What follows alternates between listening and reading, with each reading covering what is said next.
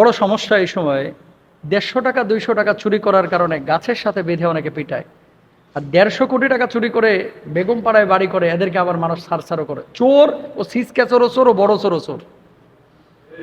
এই যে কয়েকদিন আগে দেখলাম যে একজনের সম্পদ ক্রোক করা হয়েছে, পরে দুবাই পালায় গেছে।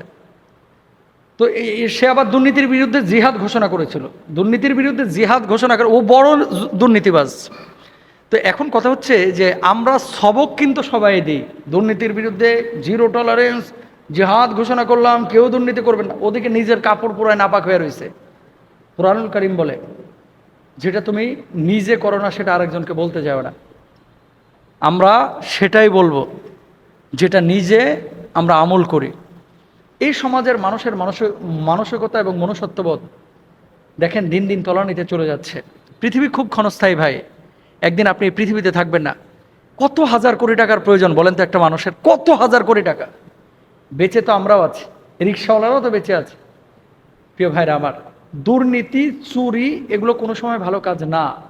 আর এই সমস্ত হারাম কখনো আপনাকে পৃথিবীতে আরাম দেবে না। এই যে এখন পালায় বেড়াচ্ছেন যারা দুর্নীতিবাজ, অনেকে কিন্তু পালায় বেড়ায়, এই কানাডায় যায়, আমেরিকায় যায়, এই দুবাই যায়। আপনি মনে করছেন আরামে আছেন? না, ওই কমিউনিটির মানুষও বলে যে এই লোকটা চোর, চুরি করে এসে এখানে বসবাস করতেছে।